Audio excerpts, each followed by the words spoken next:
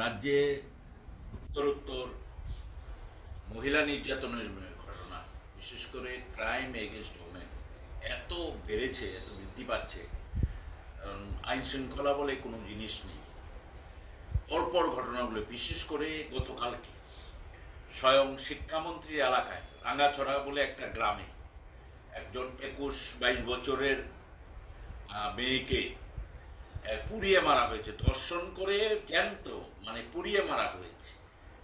এমন ঘটনা সংঘটিত হয়েছে। আইন শৃঙ্খলা এখানে শাসক দলের প্রশ্রয়ে, শাসক দলের মদতে এইসব ঘটনায় কোনো পানিশমেন্ট হচ্ছে না, প্রপার ইনভেস্টিগেশন হচ্ছে না। পুলিশকে শাসক দলের কারণে, হস্তক্ষেপের কারণে পুলিশ কোনো ভূমিকা নিতে পারছে না, যে কারণে আইন শৃঙ্খলা সম্পূর্ণ রাজ্যে দুষ্কৃতিকারীদের, মাফিয়াদের হাতে চলে গেছে। এবং এখানে আইনের শাসনে প্রতিদিন পালা করে এই ধর্ষণ করে হত্যা, শিশু ধর্ষণ করে হত্যা এবং বধূ হত্যা, বধূ নির্যাতন এভাবে বেড়েই যাচ্ছে। প্রত্যেকটা ক্ষেত্রে আইন শৃঙ্খলা সম্পূর্ণ ভেঙে পড়েছে আমাদের রাজ্যে। এবং বিশেষ করে একজন দায়িত্বশীল মন্ত্রী, শিক্ষামন্ত্রী, তার এলাকাতে এমন ঘটনা ঘটেছে।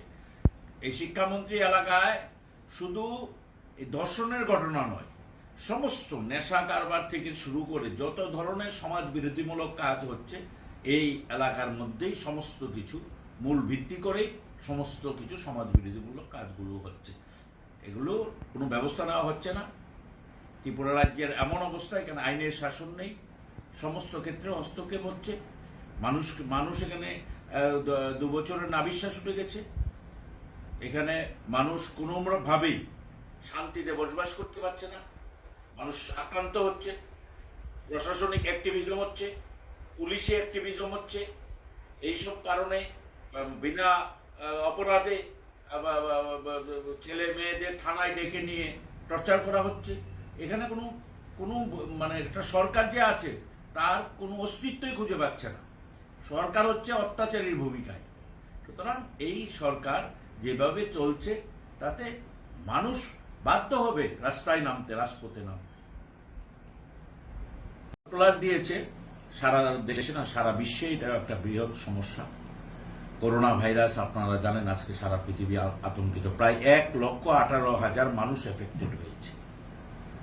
এখন পর্যন্ত প্রায় 3,500-এর মতো মানুষ করোনা ভাইরাসে মারা গেছে। ভারতবর্ষ গতকালকে রিপোর্টিং হয়েছে একটা করোনা ভাইরাসের মৃত্যু হয়েছে। এই অবস্থায় সতর্কতা জারি করেছে সরকার। আমরা চাই সতর্কতামূলক ব্যবস্থা নেওয়া হোক, কিন্তু সতর্কতা জারি করেছে, কোনো মিছিল মিটিং কিছু করা যাবে না। সেটা এই সার্কুলারটা শুধু বিরোধী দল যারা আন্দোলন করবে, মিছিল মিটিং হলসভা এগুলোর ক্ষেত্রে শুধু কার্যকরী হচ্ছে, বন্ধ করে দেওয়া হচ্ছে। আর মুখ্যমন্ত্রী নিজেই গিয়ে খেলা, মেলা, উৎসব এসবের উদ্বোধন করছেন। সরকারি কর্মসূচির নামে হাজার হাজার মানুষকে সমবেত করে সেখানে মুখ্যমন্ত্রী যাচ্ছেন। সেখানে কি করোনা ভাইরাসে এফেক্ট হচ্ছে না? বিবেকানন্দ ময়দানে যান, সেখানে মেলা চলছে, হাজার হাজার মানুষ আসছে, মুখ্যমন্ত্রী সেখানে উদ্বোধন করছেন গত 2 দিন আগে। এই যে কি ব্যবস্থা এই সরকার, সরকার এই কোনো অনুষ্ঠানে করোনা ভাইরাসে কোনো এফেক্ট হচ্ছে না, শুধু বিরোধী দলের টাকা যে কোনো কর্মসূচিতে করোনা ভাইরাসে এফেক্ট হচ্ছে। এটা কি ধরনের সার্কুলার, কি ধরনের রাজ্য? সবার ক্ষেত্রেই তো সতর্কতামূলক ব্যবস্থা নেওয়া উচিত। তো সেই ক্ষেত্রে আমার মনে হয় সেই ক্ষেত্রে একটা ইউনিফর্ম একটা সতর্কতা থাকা উচিত সব ক্ষেত্রেই। সেটাকে সরকারের থাকার কারণে সরকারের মুখ্যমন্ত্রী বা সরকারি আধিকারিকরা এই নিয়ম লঙ্ঘন করবেন, এই সার্কুলার মানবেন না, আর বিরোধী দলের ক্ষেত্রে এই সার্কুলারটা মানা হবে, এইভাবে চলতে পারে না।